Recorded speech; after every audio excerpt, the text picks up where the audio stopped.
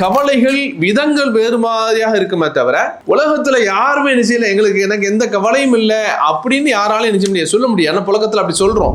அப்ப இந்த உலகத்துல அல்லாஹ் ஒன்றை கொடுத்தால் ஒன்றை கொடுக்க மாட்டான், ஒன்றை கூடுதலாக கொடுத்தால் ஒன்றை குறைச்சு கொடுத்திருப்பான். இதுதான் உலகத்தினுடைய இயற்கையான நியதி. அல்லாஹ் எப்படிப்பட்ட ஒரு இயற்கையோடு வைத்திருக்கிறான் என்று சொன்னால், இந்த உலகத்துல ஒரு மூமினாக இருக்க, குறிப்பாக மூமின்களுக்கு அதிகமான கஷ்டங்களும் கவலைகளும் நிறைய இருக்கும். அப்போ ஒரு மூமினை பொறுத்தவரையில அவருக்கு கவலையே இருக்கக்கூடாது, எந்த கவலையும் இருக்கக்கூடாது, எல்லா நேரங்களிலும் மகிழ்ச்சியாக சந்தோஷமாக அவர் இருக்க வேண்டும் என்று சொன்னால், கவலைகள் வருதுன்னா நாம் அவருக்கு ஆறுதல் சொல்ல வேண்டும். கவலைப்படாதீங்க, அல்லாஹ் இருக்கிறான், அல்லாஹ் காப்பாத்துவான், அல்லாஹ் உதவி செய்வான், அல்லாஹ் உங்களை கைவிட மாட்டான் அப்படிங்கிற மாதிரியான ஆறுதல் வார்த்தை இருக்கு பாருங்க. இதுதான் எவ்வளவு பெரிய கவலைகளையும் போக்கிவிடும். எவர் ஒருவர் ஒரு மூமினுடைய கஷ்டத்தை இந்த உலகத்தில் போக்கினாரோ அல்லாஹ், இந்த கவலை வருகின்ற பொழுது ஒரு விஷயத்தை நம்ம புரிஞ்சுக்கணும். இதெல்லாமே நம்முடைய விதியில் எழுதப்பட்ட ஒன்று. எல்லாமே அல்லாஹ் என்ன ஃபிக்ஸரா எழுதிட்டான். நமக்கு வரக்கூடிய கஷ்டங்கள் பிரச்சனைகள் பெருசு சின்னது, எப்போ போகும் எப்போ வருங்கிற எல்லாத்தையுமே எல்லாம் எழுதிவிட்டான். கவலை கஷ்டம் வரும்போது ஒரு கட்டத்தில் என்ன செய்யறான், தாங்கிக் கொள்ளவர்கள் தாங்குபவர்கள், ஏற்றுக்கொள்ளக்கூடியவர்கள் ஏற்றுக்கொள்கிறார்கள். அதையும் தாண்டி தாங்க முடியாத ஒரு சூழல் வருகின்ற பொழுது தற்கொலைகள் இன்னைக்கு கவலையினால் அதிகமாகக்கூடிய ஒரு காட்சியை பார்க்க. அப்ப இது யாருக்கு நடக்காது? அல்லாஹ்வுடைய தூதர் இந்த உலகத்தில் அதிகமாக சோதிக்கப்பட்டவர்கள் யார் அப்படின்னு கேட்கும்போது அல்லாஹ்வுடைய தூதர் சொன்னாங்க, அன்பியா, என்னைக்கு இறைவனுடைய மார்க்கத்தை நாம பேணணும்னு நினைக்கிறோமோ, அதை வாழணும்னு நினைக்கிறோமோ, அதை நேசிக்கணும்னு நினைக்கிறோமோ, அன்றைக்கு நம்முடைய வாழ்க்கையில நிறைய கஷ்டம் வரும். ஒழுக்கம் அப்படிங்கிறத பொறுத்தவரை இந்த ஒழுக்கம் இன்னைக்கு எப்போ சீர்குலையுது அப்படின்னு சொல்லி பார்த்தோம் சொன்னா,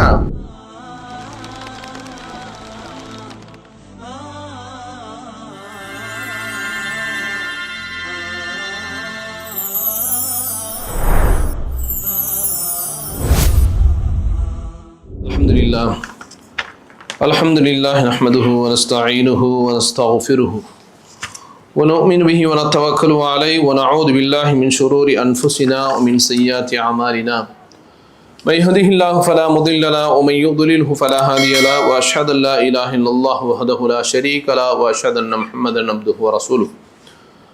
அம்மா பாத் ஃபகத் قال الله تعالى في القرآن العظيم والفرقان المجيد أعوذ بالله من الشيطان الرجيم بسم الله الرحمن الرحيم يا أيها الناس اتقوا ربكم الذي خلقكم من نفس واحدة وخلق منها زوجها وبث منهما رجالا كثيرا ونساء واتقوا الله الذي تساءلون به والأرحام إن الله كان عليكم رقيبا يا أيها الذين آمنوا اتقوا الله حق تقاته ولا تموتن إلا وأنتم مسلمون يا أيها الذين آمنوا اتقوا الله وقولوا قولا سديدا يصلح لكم أعمالكم ويغفر لكم ذنوبكم ومن يطع الله ورسوله فقد فاز فوزا عظيما اللهم صل على محمد وعلى آل محمد كما صليت على إبراهيم وعلى آل إبراهيم إنك حميد مجيد اللهم بارك على محمد وعلى آل محمد كما باركت على إبراهيم وعلى آل إبراهيم إنك حميد مجيد. அளவற்ற அருளாளனும் நிகரற்ற அன்புடையவனுமாகிய எல்லாமல்ல அல்லாஹ்விற்கு புகழ் அனைத்தும் ஸலவாத்தும் ஸலாமும் முத்தமத்தூத நபிகள் நாயகம் ஸல்லல்லாஹு அலைஹி வஸல்லம் அன்னவர்கள் மீதும் அன்னவருடைய குடும்பத்தவர் உத்தம சஹாபாக்கள் நல்லவர்கள் நம் அனைவரின் மீதும் என்றென்றும் நலவற்றுமாக. அன்பார்ந்த சகோதரர்களை, இன்றைக்கு வழங்கப்பட்டுள்ள தலைப்பு இலாஜுல் ஹுமூம் வல் அஹ்ஸான், கவலைகளுக்கான நிவாரணம் அப்படிங்கிற அந்த தலைப்பு இன்றைக்கு வழங்கப்பட்டிருக்கிறது. அன்பார்ந்த சகோதரர்களை, இந்த உலகத்தில் வாழக்கூடிய எந்த ஒரு மனிதராக இருந்தாலும் இந்த உலகத்தில் அவர்களுக்கு எவ்வளவுதான் செல்வங்களும் வசதிகளும் வாய்ப்புகளும் வழங்கப்பட்டாலும் யாரும் கவலை இல்லாமல், ஒரு சின்ன பிரச்சனை இல்லாமல், துன்பம் இல்லாமல் இந்த உலகத்தில் வாழ்கிறார்களா என்று சொன்னால் நிச்சயமாக யாராலும் சொல்ல முடியாது. சிலருக்கு ஒவ்வொருவருக்கும் ஒவ்வொரு விதமான கவலைகள் இருக்கலாம். சிலருக்கு பெற்றோர் சம்பந்தமான கவலைகள் இருக்கலாம், சிலருக்கு மனைவி சம்பந்தமான கவலை இருக்கலாம், சில பேருக்கு பிள்ளைகள் சம்பந்தமான கவலை இருக்கலாம், சில பேருக்கு நோய் சம்பந்தமான கவலை, சிலருக்கு பொருளாதார சம்பந்தமான கவலைகள். இப்படி பார்த்தோன்னா கவலைகள் விதங்கள் வேறு மாதிரியாக இருக்குமே தவிர உலகத்துல யாருமே நிச்சயம் எனக்கு எந்த கவலையும் இல்லை அப்படின்னு யாராலும் நிச்சயம் சொல்ல முடியாது. புலகத்துல அப்படி சொல்றோம், அவருக்கு என்னப்பா கவலை இல்லாத மனுஷன் ராஜா மாதிரி இருக்கிறாரு அப்படின்னு சில பேரை சொல்றோம். ஆனால் அவருடைய மனதிற்குள் உள்ள இருக்கக்கூடிய கவலையை அவர் யார்ட்டையும் சொல்றதில்லை, வெளிப்படுத்துறதில்லை. அவருக்குள்ள வச்சிருக்கிறார், மறைச்சு வச்சிருக்கிறார். நாம வெளிப்படையாக பார்த்து என்ன சொல்றோம் அப்படின்னு சொன்னா அவர் கவலை இல்லாதவர் அப்படிங்கிற மாதிரியாக பேசி விடுகிறோம். அப்ப இந்த உலகத்துல அல்லாஹ் ஒன்றை கொடுத்தால் ஒன்றை கொடுக்க மாட்டான், ஒன்றை கூடுதலாக கொடுத்தால் ஒன்றை குறைச்சு கொடுத்திருப்பான். இதுதான் உலகத்தினுடைய இயற்கையான நியதி. யாராலும் இதை நிச்சயம் மறுக்க முடியாது. அப்படிப்பட்ட ஒரு நியதியைத்தான் அல்லாஹ் வைத்திருக்கிறான். அப்படியானால் இந்த மாதிரியாக கவலையை அல்லாஹ் ஒரு மனிதனுக்கு கொடுக்கிறான் என்று சொன்னால் அதிலிருந்து நம்ம பெறக்கூடிய நிவாரணம் என்ன, அது மார்க்க என்ன வழிகாட்டி இருக்கிறது அப்படிங்க பார்க்கும்போது அல்லாஹ் குர்ஆன்ல ஒரு செய்தியை வசனத்துல சொல்லி காமிக்கிறான். லக்கத ஹலக்கனல் இன்சான ஃபீ கபத், நிச்சயமாக நாம் மனிதனை சிரமத்திலேயே படைத்திருக்கிறோம் என்று அல்லாஹ் சொல்றான். அப்போ தாயினுடைய வயிற்றிலேருந்து வந்ததுலேருந்து அவனுக்கு ஆரம்பிச்சிருது. இல்லை வெளியே வர்றது நீ கஷ்டம்தான், லேசாக வர முடியாது, அதுக்கு ஆப்ரேஷன் தான். 10 மாதங்கள், பல்வேறு பிரச்சனைகள், பல்வேறு சிக்கல்கள், அதையெல்லாம் தாண்டி தான் இந்த மனிதன் இந்த உலகத்தை எட்டி பார்க்கிறான். அப்போ ஆரம்பிக்கக்கூடிய சிரமம் அவனுடைய இறுதி மூச்சு வரை, கண்மூடுகின்ற வரை அவனுக்கு பல்வேறு சிரமங்களை அல்லாஹ் இந்த உலகத்தில் வைத்திருக்கிறான். இது மனிதனுடைய வாழ்க்கை. மனிதனை நாம் சிரமத்தில் தான் நாம் படைத்திருக்கிறோம் என்று அல்லாஹ் சொல்றான். அப்போ இந்த உலக வாழ்க்கையை பொறுத்தவரையில் அல்லாஹ் எப்படிப்பட்ட ஒரு இயற்கையோடு வைத்திருக்கிறான் என்று சொன்னால், இந்த உலகத்தில் ஒரு மூமினாக இருக்க, குறிப்பாக மூமின்களுக்கு அதிகமான கஷ்டங்களும் கவலைகளும் நிறைய இருக்கும். அதை நம்ம மறுக்க முடியாது. அப்போ ஏன் அல்லாஹ் இதை தர்றான்? கவலை இல்லாமல் எல்லாத்தையும் வச்சிருக்க வேண்டியதானே? இந்தியாவிலே இருந்திருக்கலாம், அங்கே வர வேண்டிய அவசியமே இல்லையே. எதுக்கு இவங்க வந்து கஷ்டப்படுறோம்? வெயிலையும் குளிர்லையும் மழையிலையும் கஷ்டப்படாமல் அல்லாஹ் நிச்சயம் வைத்திருக்கலாமே.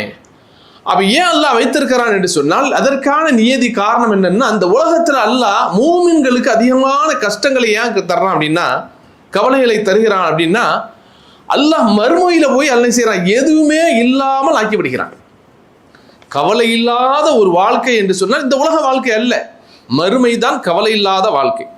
அந்த சுவனம் தான் கவலை இல்லாத வாழ்க்கை. அல்லாஹ் குர்ஆன்ல சொல்லும்போது லா யமஸ்ஸுஹும் ஃபீஹா நஸபுன் வமாஹும் மின்ஹா பிமுக்ரஜீன் என்று அல்லாஹ் சுவனத்தை பற்றி சொல்லி காமிக்கிறான். அங்கே அந்த சொர்க்கம் எப்படிப்பட்ட சொர்க்கம் என்றால் எந்த கவலையும் வராது.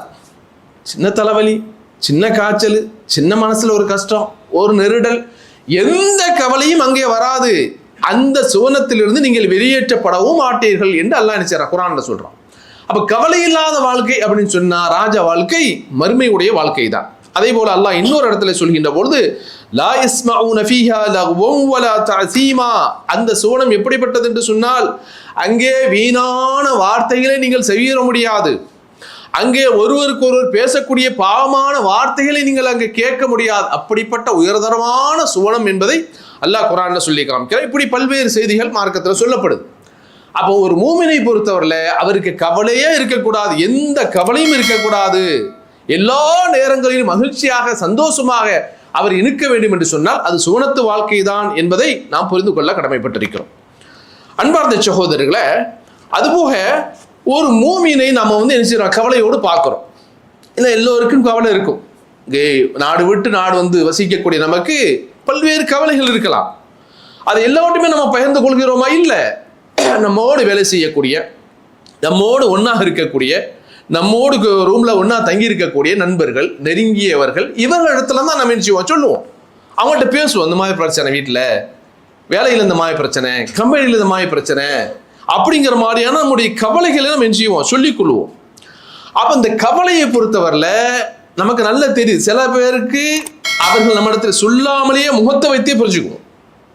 சில பேருடைய முகம் எப்பவுமே சிரிச்சு கொண்டே இருப்பாருங்க, சிரித்த முகத்தோடு இருப்பார். அப்படிப்பட்டவர் அவருடைய முகத்தில் ஏதாவது கவலையினுடைய ரேகை தெரிகிறது, கவலையினுடைய அடையாளம் தெரிகிறது என்று சொன்னால் நம்ம என்ன செய்யணும், அவர்கிட்ட வம்படியாக பேசி வலுக்கட்டாயமாக பேசி நாமோ போய் பேசி அவருடைய கவலைகளை போக்கக்கூடியவனாக ஒரு மூமின் இருக்க வேண்டும் என்பதை புரிந்து கொள்ள கடமைப்பட்டிருக்கிறோம். அன்பு அந்த சகோதரர்களே, அல்லாஹ் குர்ஆன்ல ஒரு செய்தியை சொல்லி காமிக்கிறான். அதாவது ஹிஜ்ரத்துடைய செய்தி. மக்காவிலேருந்து மதீனாவுக்கு அல்லாஹ்வுடைய தூதரும் அபூபக்கர் சித்திக் ரலியல்லாஹு அன்ஹு போறாங்க அப்படிங்கிற செய்தியை நம்ம பார்த்துருக்கிறோம். குகையில தங்கி இருக்கிறாங்க. தங்கி இருக்கின்ற பொழுது எதிரிகள் என்ன செய்யறாங்க, சூழ்ந்து விட்டார்கள். அந்த சூழ்ந்த நேரத்தில் அபூபக்கர் சித்திக் ரலியல்லாஹு அன்ஹு அவர்களுக்கு அதிகமான கவலை வந்தது. இந்த எதிரிகளுக்கு பயந்துதானே ஓடி வர்றோம், ஒளிஞ்சு வந்தோம், மறைஞ்சு வந்தோம், இவங்களே நம்மளுக்கு முன்னாடி வந்து நிற்கிறாங்களே, பிடிச்சிருவாங்களோ அப்படிங்கிற மாதிரி பயப்படுகின்ற பொழுது அல்லாஹ்வுடைய தூதர்ட்ட இந்த செய்தியை சொல்றாங்க. அல்லாஹ் அதை குர்ஆனில் பதிவு செய்திருக்கிறார். இது யகூலு லி ஸாஹிபிஹி லா தஹ்சன் இன்னல்லாஹ மஅனா. அவர் தன்னுடைய தோழருக்கு சொன்னார், கவலைப்படாதீர்கள், நம்மோடு யார் இருக்கிறா? அல்லாஹ் இருக்கிறான் அப்படிங்கிற அந்த நற்செய்தியை, அவருடைய கவலையை போர்க்கக்கூடிய செய்தியை சொன்னார். இது ஒரு பாடங்க. அப்ப நம்மள யாருக்கு இந்த மாதிரியான ஒரு சூழல் வந்துச்சு, கவலைகள் வருதுன்னா நாம் அவருக்கு ஆறுதல் சொல்ல வேண்டும். கவலைப்படாதீங்க, அல்லாஹ் இருக்கிறான், அல்லாஹ் காப்பாத்துவான், அல்லாஹ் உதவி செய்வான், அல்லாஹ் உங்களை கைவிட மாட்டான் அப்படிங்கிற மாதிரியான ஆறுதல் வார்த்தை இருக்கு பாருங்க. இதுதான் எவ்வளவு பெரிய கவலைகளையும் போக்கிவிடும். எவ்வளவு பெரிய கவலைகளாக இருந்தாலும் இந்த மாதிரியான ஆறுதல் வார்த்தைகள் போக்கிவிடும் அப்படிங்கிறத பார்க்கிறோம். அப்போ நாம ஒருவர் கவலைப்படுகிறார் என்று சொன்னால் இதை நம்ம செய்ய கடமைப்பட்டிருக்கிறோம். அல்லாஹ்வுடைய தூதருடைய காலத்திலையும் பல்வேறு சிரமங்கள் வந்தது, அவர்களுக்கு பல்வேறு கவலைகள் வந்தது. அந்த கவலையில குறிப்பாக அவருடைய குடும்பத்தில் நடக்கக்கூடிய சில பிரச்சனைகள், அந்த மாதிரியான கவலை வருகின்ற பொழுது உமர் ரலியல்லாஹு தஆலா என்ன தெரியுமா செய்வாங்க? ஹதீஸ்கள்ல நீங்க பார்க்கலாம், போவாங்க, ரசூலுல்லாஹ்வை தேடி போவாங்க, ரசூலுல்லாஹ்வை பார்ப்பாங்க, அவருடைய முகத்தில் அப்படியே கவலை தெரியும், அவங்க ஏதோ ஒரு கஷ்டத்தில் இருக்கிறாங்கன்னு தெரியும். உமர் ரலியல்லாஹு தஆலா என்ன செய்வாங்கன்னா, போய் இன்றைக்கு நான் அல்லாஹ்வுடைய தூதரை சிரிக்க வைத்து விடுவேன் என்று சொல்லி பொய் பேச மாட்டாங்க. என்ன செய்வாங்க? அவங்க குடும்பத்தில் நடக்கக்கூடிய அந்த பிரச்சனைகளை சொல்லி அப்படி பேசுகின்ற போதே அல்லாஹ்வுடைய தூதர் சிரிச்சிருவாங்க. உமர் ரலியல்லாஹு தஆலா அவர்கள், என் மனைவி இப்படி செய்தா, அப்படி செய்தா, என் பிள்ளைங்க இப்படி செய்தாங்க, குடும்பத்தை இப்படி நடந்துச்சு அப்படின்னு அவங்களுடைய அந்த குடும்ப செய்திகளை சொல்லுகின்ற பொழுதே என்ன செய்வாங்க? அல்லாஹ்வுடைய தூதர் சிரித்து விடுவார்கள் அப்படிங்கிற செய்தியை உமர் ரலியல்லாஹு தஆலா அவர்கள் பதிவு செய்யறாங்க. அப்ப ஏன் இதை சொல்றாங்க? அப்போ ஒரு சகோதரர் கவலையில் இருக்கிறார் என்று சொன்னால் அவருக்கு அவருடைய கவலை போக்கு, ஏன்னா சில பேருக்கு என்ன செய்ய முடியும்? பொருளாதாரத்தை கொடுத்து உதவி செய்ய முடியும், அவருடைய கஷ்டத்தை போக்க முடியும், அதற்கான வழிகளை என்ன செய்ய உண்டாக்க முடியும். ஒண்ணுமே இல்லை அப்படின்னா வார்த்தைகளால் அவருக்கு அவருடைய கவலையை போக்கக்கூடிய செய்திகளை சொல்ல வேண்டும் என்பதை புரிந்து கொள்ள வேண்டும். அதனால தான் அல்லாஹ்வுடைய தூதர் சொன்னாங்க, முஸ்லிம் ஹதீஸ் பதிவு செய்யப்பட்டிருக்கிறது, மன் நஃபஸ அன் முஃமினின் குர்பத மின் குரபி துன்யா நஃபஸல்லாஹு அன்ஹு குர்பத மின் குரபி யௌமில் கியாமா. எவர் ஒருவர் ஒரு மூமினுடைய கஷ்டத்தை இந்த உலகத்தில் போக்கினாரோ அல்லாஹ் அவருடைய மறுமை கஷ்டத்தை போக்கும். நல்ல தெரியுது, இவர் கஷ்டப்படுறாருங்க, நாம இதுல தலையிட்டாகணும், இவருக்கு அதான் ஏதாவது நம்ம செய்தாகணும், ஏதாவது நம்ம என்ன உதவி செய்யணும் அப்படிங்கிற மாதிரியாக அவருடைய கஷ்டத்தை நம்ம போக்கணும்னா அல்லாஹ் மறுமை நாளில் அவருடைய கஷ்டத்தை நம்ம போக்குவான் அப்படின்னு சொன்னாங்க. அடுத்து சொன்னாங்க, ஒமன் யஸ்ஸர அலா முஸிரின் யஸ்ஸரல்லாஹு அலைஹி ஃபித் துன்யா வல் ஆখিরা. இந்த உலகத்தில் ஒரு மூமினுடைய சிரமத்தை கஷ்டத்தை ஒருவர் லேசாக்குவாரானால், அதை போக்குவாரானால் அல்லாஹும் நிச்சயம் மறுமை நாளிலேயும் சரி இந்த உலகத்தில் மறுமையிலும் அவருக்கு லேசாக்குவான் என்று என்ன செய்யறாங்க? அல்லாஹ்வுடைய தூதர் ஸல்லல்லாஹு அலைஹி வஸல்லம் அவர்கள் சொல்லக்கூடிய இந்த செய்திகளை நம்ம என்ன செய்யறோம் பார்க்கிறோம் என்று சொன்னால், அப்ப கவலையை போக்குவது நாம ஒரு சகோதரனுக்கு செய்யக்கூடிய ஒரு உதவி என்பதை நாம் புரிந்து கொள்ள வேண்டும். அடுத்த அன்பார்ந்த சகோதரர்களை, இந்த கவலை வருகின்ற பொழுது ஒரு விஷயத்தை நம்ம புரிஞ்சுக்கணும், இதெல்லாமே நம்முடைய விதியில் எழுதப்பட்ட ஒன்று. எல்லாமே அல்லாஹ் என்ன செய்யறான்? ஃபிக்ஸடா எழுதிட்டான். நமக்கு வரக்கூடிய கஷ்டங்கள் பிரச்சனைகள் பெருசு சின்னது, எப்போ போகும் எப்போ வருங்கிற எல்லாத்தையுமே அல்லாஹ் எழுதிவிட்டான். அப்ப அதனால அந்த விஷயத்தை அல்லாஹ்வுடைய விதியையும் இந்த விஷயத்தை நம்ம நினைச்சு நம்பி ஆக வேண்டும். அல்லாஹ் திருமறையில சொல்கின்ற போது, மா அஸாப மின் முஸீபத்தின் ஃபில் அர்தி வலா ஃபி அன்ஃபுஸிக்கும் இல்லா ஃபி கிதாபின் மின் கப்லி அன் நபராஹா இன்ன தாலிக அலல்லாஹி யஸீர். இந்த உலகத்துல உங்களிலே நடக்கக்கூடிய எல்லா காரியங்களும் எல்லா சோதனைகளும் அதெல்லாம் அல்லாஹ்வுடைய ஏட்டிலே எழுதப்பட்டிருக்கிறது அப்படிங்கிற செய்தியும் அல்லாஹ் நினைச்சான் குர்ஆன்ல பதிவு செய்கிறான். அப்ப அன்பார்ந்த சகோதரர்களே, அப்ப நம்ம என்ன செய்யணும் அப்படின்னு சொன்னா, இந்த மாதிரியான சிரமங்கள் வருகிறது அப்படின்னு போகும்போது நமக்கு என்ன இது வரணும்னா அல்லாஹ் வச்சிருக்கிறான். இதுல அல்லாஹ் என்ன மாதிரியான வச்சிருப்பான், இதுல பின்னாடி என்ன நடக்கும், இதுல என்ன கயிறு இருக்கும், என்ன நிலவு இருக்குங்கிறத நாம் அறிய மாட்டோம். அல்லாஹ் விதித்திருக்கிறான் அப்படிங்கிறத அல்லாஹ்வுடைய விதியை ஏற்றுக்கொள்ள வேண்டும். அப்ப திட்டக்கூடாது, இப்படி வந்துருச்சு, எனக்கு கஷ்டம் வந்துட்டு, இப்படி கவலை வந்துருச்சு, இவ்வளவு பிரச்சனை வந்துருச்சுன்னு சொல்லி அந்த பிரச்சனைகளை உருவாக்கக்கூடிய இறைவனை திட்டாமல் என்ன செய்யணும்னு சொன்னா இறைவனுடைய விதியையும் இந்த விஷயத்துல நாம் நம்பக்கூடியவர்களாக இருக்க வேண்டும். அடுத்த அன்பார்ந்த சகோதரர்ல, அப்ப இந்த மாதிரியான கவலை வாழ்க்கையில எல்லா நேரங்களிலும் வருகிறதுன்னு சொன்னா நம்ம என்ன செய்யணும்? அதற்கான மருத்துவம், அதற்கான நிவாரணத்தை இஸ்லாம் என்ன சொல்லுகிறது அப்படின்னு சொன்னா, நாம என்ன செய்யணும்னா இந்த மாதிரியான கட்டங்களில் இறைவனோடு நெருக்கத்தை அதிகப்படுத்திக் கொள்ள வேண்டும். இபாதத்துகளின் மூலமாக, வணக்க வழிபாடுகளின் மூலமாக இறை நெருக்கத்தை அதிகமாக நாம் பெற்றுக்கொள்ள கடமைப்பட்டிருக்கிறோம். அல்லாஹ் திருமறையில் சொல்கின்ற போது, மன் அமில ஸாலிஹன் மின் தக்கரின் அவ் உன்ஸா வஹுவ முஃமினுன் ஃபலனுஹியன்னஹு ஹயாத்தன் தய்யிபா வலனஜ்ஸியன்னஹும் அஜ்ரஹும் பிஅஹ்ஸனி மா கானூ யஅமலூன் என்று அல்லாஹ் குர்ஆன்ல சொல்றான். உங்களிலே ஆணாக இருந்தாலும் சரி, பெண்ணாக இருந்தாலும் சரி, யாரெல்லாம் உங்களில் இந்த உலகத்திலே வாழக்கூடிய காலங்களில் அவர்கள் முஃமினான நிலையில் நல்ல காரியங்களை செய்கின்றீர்களோ, சாலிஹான அமல்களை செய்கின்றீர்களோ, அல்லாஹ் உங்களுக்கு இந்த உலகத்தில் அழகான தூய்மையான வாழ்க்கையை தருவான். நீங்கள் செய்ததை விட அழகிய கூலிகளையும் அல்லாஹ் உங்களுக்கு தருவதற்கு காத்திருக்கிறான் அப்படிங்கிற அந்த செய்தியும் அல்லாஹ் நினைச்சான் குர்ஆன்ல சொல்லி காமிக்கிறான். அதே போல அந்த சகோதரர்களே, அல்லாஹ்வுடைய தூதர் ஒரு செய்தியை சொன்னாங்க, அஜபன் லி அம்ரில் முஃமினி இன் அம்ரஹு குல்லஹு லஹு கைர் வலைஸ தாலிக லிஅஹதின் இல்லா லில் முஃமின். ஏன்னா இன்னைக்கு நிறைய பார்க்குறோம், கவலை கஷ்டம்னு வரும்போது ஒரு கட்டத்தில் என்ன செய்யறான், தாங்கிக் கொள்ளவர்கள் தாங்குபவர்கள், ஏற்றுக்கொள்ளக்கூடியவர்கள் ஏற்றுக்கொள்கிறார்கள். அதையும் தாண்டி தாங்க முடியாத ஒரு சூழல் வருகின்ற பொழுது தற்கொலைகள் இன்னைக்கு கவலையினால் அதிகமாகக்கூடிய ஒரு காட்சியை பார்க்கிறோம். அப்ப இது யாருக்கு நடக்காது? அல்லாஹ்வை உண்மையாக ஒரு மூமின் ஏற்றுக்கொண்டிருக்கிறான், உண்மையாக அவன் ஈமான் கொண்டிருக்கிறான், நம்பி இருக்கிறான் என்று சொன்னால் அவனுடைய வாழ்க்கையில இந்த மாதிரியான ஒரு துரதிர்ஷ்டமான சம்பவங்கள் நடக்காது. காரணம், அல்லாஹ்வுடைய தூதர் சொன்னாங்க, ஒரு மூமினுடைய காரியம் என்னை ஆச்சரியப்படுத்துகிறது. காரணம், அவனுடைய எல்லா செயல்களும் அவனுக்கு கயிறு தான். இது மூமினை தவிர யாருக்கும் கிடைக்கக்கூடிய ஒன்று அல்ல.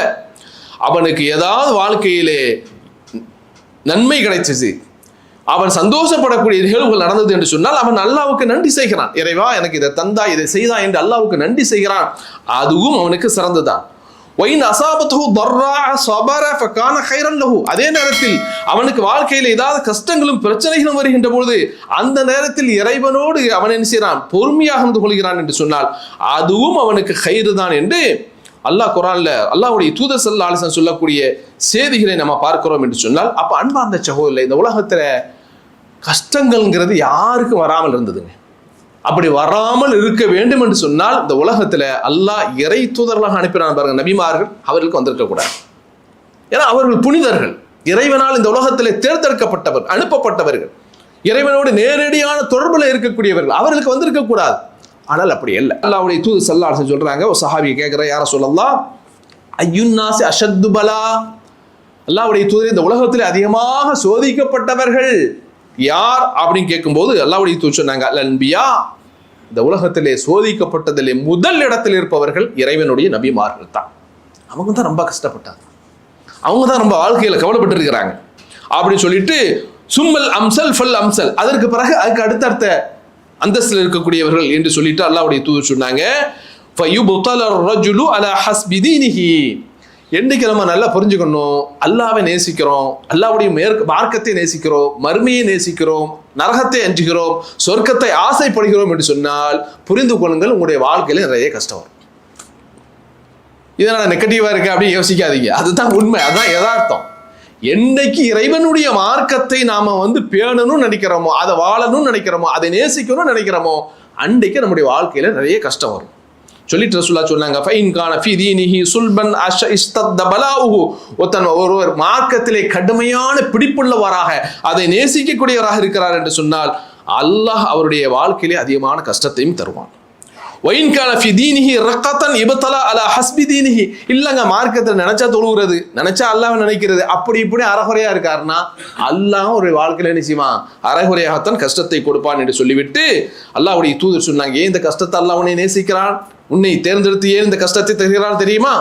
இந்த உலகத்துல நீ செய்யக்கூடிய அத்தனை பாவங்களையும் அந்த பாவங்களை களைவதற்கு நிவாரணமாக அல்லாஹ் உனக்கு துன்பத்தையும் கஷ்டத்தையும் மனக்கவலையும் கொடுத்து கொடுத்து கொடுத்து கொடுத்து ஒரு பக்கத்தில் உன் பாவத்தை மன்னித்து விடுகிறான்.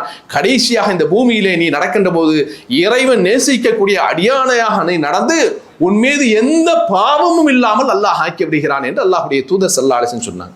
இது திருமதியிலே பதிவு செய்யப்பட்ட ஒரு ஹதீஸ். அப்ப அன்பார்ந்த சகோதரர்களே, அப்ப இந்த மாதிரியாக மனக்கவலைகள் கஷ்டங்கள் வருவது ஒரு மூமினை பொறுத்தவரை நல்லதா கெட்டதா என்பதை நாம் புரிந்து கொள்ள கடமைப்பட்டிருக்கிறோம். அதே நேரத்தில் இந்த மாதிரியான கவலைகளில் அல்லாஹ்வுடைய தூதர் அல்லாஹ்விடத்தில் பாதுகாப்பும் தேடி இருக்கிறார். புகாரில ஒரு ஹதீஸை பார்க்கிறோம், முக்கியமான துவா, அல்லாஹும்ம இன்னி அஊது பிக மினல் ஹம்மி வல் ஹஸனி வ அஊது பிக மினல் அஜ்ஸி வல் கஸ்லி வ அஊது பிக மினல் ஜுப்னி வல் புக்லி வ அஊது பிக மின் கலபத்தித் தைன் வ கஹ்ரிர் ரிஜால். இறைவா, கவலை, கஷ்டம், ஏழாமை, சோம்பேறித்தனம், கோழைத்தனம், கஞ்சத்தனம் எல்லாத்தையும் விட்டு நான் உன்னிடத்தில் பாதுகாப்பு தேடுகிறேன் இறைவா என்று கேட்டுவிட்டு குறிப்பாக சொன்னார்கள், எனக்கு கடன் சுமை அதிகரிப்பதையும், அந்த கடன் வாங்கியதால் என்னை மக்கள் கழுத்தை பிடிச்சி நெருக்கிறாங்க கடனாளிகள், இந்த மாதிரியான நெருக்கடிக்குள்ளாகுவதை விட்டு இறைவா உன்னிடத்தில் நான் பாதுகாப்பு தருகிறேன் என்று ரசூலுல்லாஹ் செய்தாங்க. இந்த பிரார்த்தனையில் துஆ செய்திருக்கிறார்கள் அப்படிங்கிற செய்தியை பார்க்கிறோம். இதுபோக ஆயிஷா அம்மையார் அறிவிக்கிறாங்க, அல்லாஹ்வுடைய தூதர் ஸல்லல்லாஹு அலைஹி வஸல்லம் அவர்கள் எப்போதெல்லாம் அவர்களுக்கு மனக்கவலை ஏற்பட்டது, நிறைய ரசூலுல்லாஹ் கஷ்டப்பட்டாங்க, இந்த உம்மத்தை நினைச்சு கஷ்டப்பட்டாங்க, அன்றைக்கு வாழக்கூடிய மக்களை நினைத்து கஷ்டப்பட்டாங்க, இந்த மக்கள் இஸ்லாத்தை புறக்கணிக்கிறாங்க, நரகத்துல கூட்டம் கூட்டமா போய் விழுறாங்களேங்கிறத நினைச்சு கவலைப்பட்டாங்க. இப்படி நிறைய விஷயத்தை என்ன செய்தாங்க, அல்லாஹ்வுடைய தூதர் கவலைப்பட்டாங்க. இன்னும் சொல்ல போனால் கடுமையான காட்டு, புயல் காட்டோ மேகம் சூழ்ந்து வந்தாலோ இதனால் அல்லாஹ் இந்த உம்மத்தை அழித்து விடுவானோ, அதாப வந்து விடுமோங்கிற மாதிரியான கவலைப்பட்டிருக்காங்க.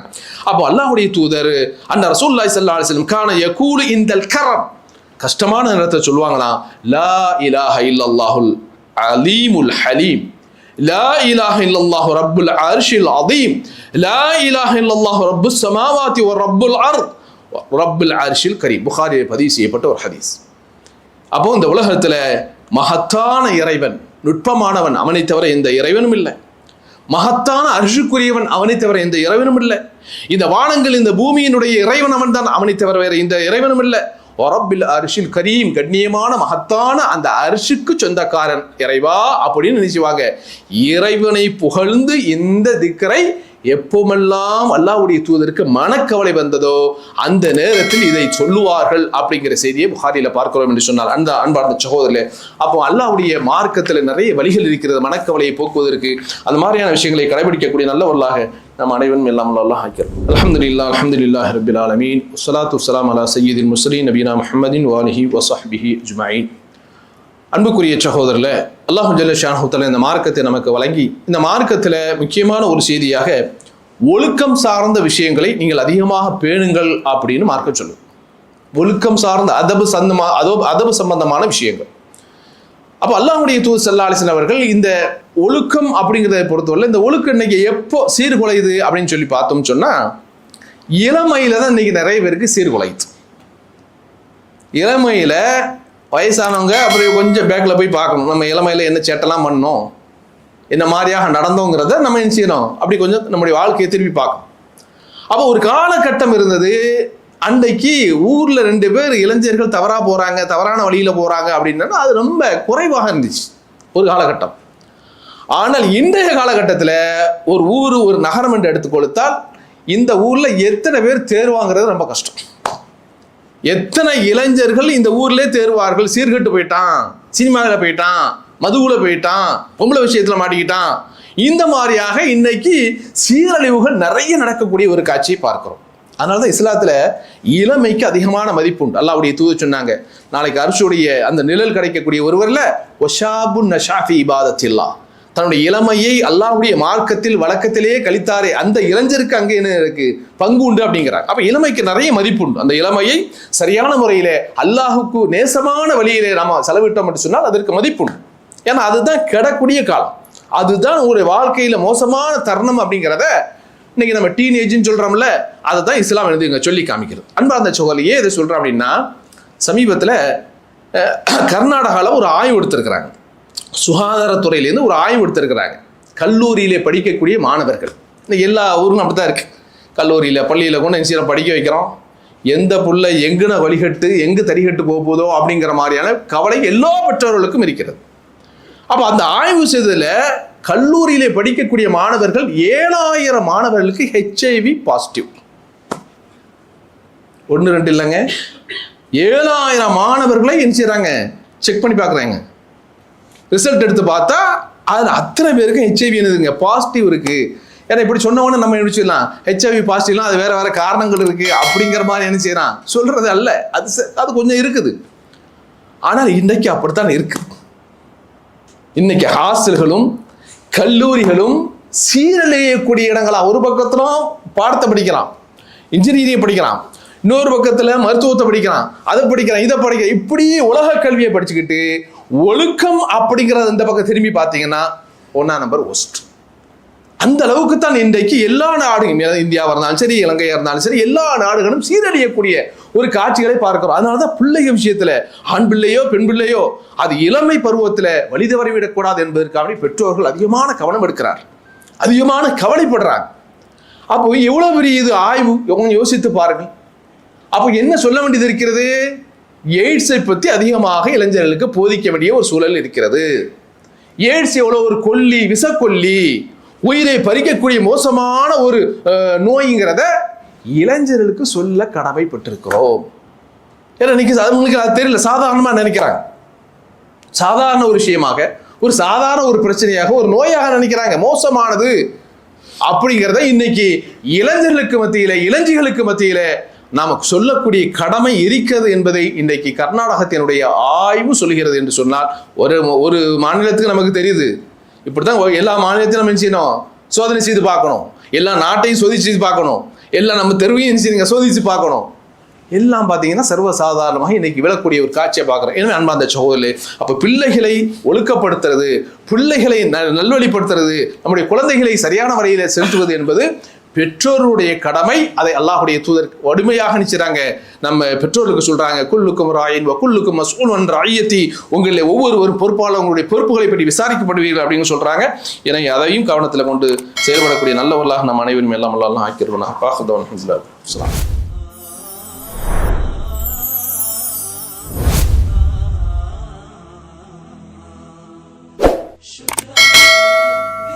شكرا هديت قلبي